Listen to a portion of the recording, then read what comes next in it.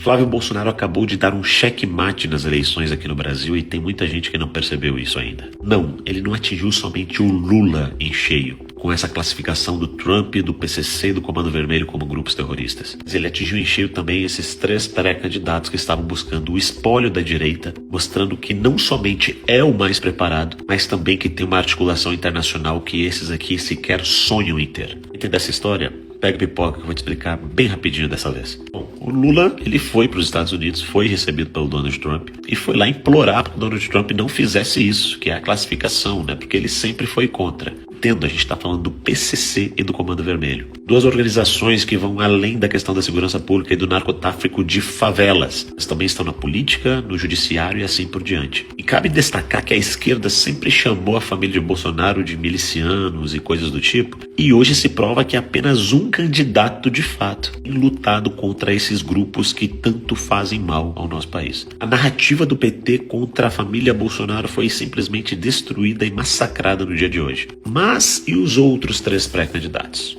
Pois bem, o Zema já fez um vídeo, né, tendo que parabenizar o Flávio Bolsonaro pela articulação. E veja bem, o Flávio foi convidado por Trump, pediu essa classificação e ela acontece apenas 2 dias depois dessa visita do Flávio a Donald Trump. Essa abertura nenhum desses pré-candidatos tem.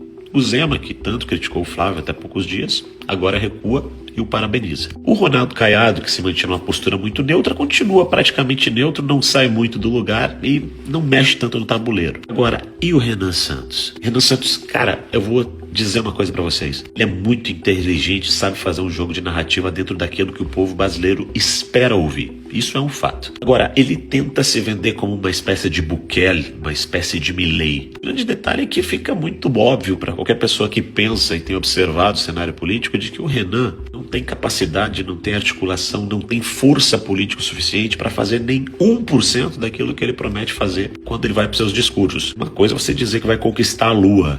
Outra coisa é você fazer um foguete e ir para a Lua. Detalhe é que enquanto o Renan Santos, por exemplo, fala que vai combater o narcotráfico, prendeu, matou, esse tipo de coisa, o Flávio simplesmente foi lá e fez. Ele peitou o governo Lula, que é um chefe de Estado que também foi recebido por Trump, mostrou sua posição contrária e o governo dos Estados Unidos acatou o pedido de um pré-candidato que provavelmente vai ser o próximo presidente. Basicamente, se mostrou aqui que muito mais do que promessas precisava ser feito um primeiro momento, quando se trata de combate e de segurança pública aqui no Brasil.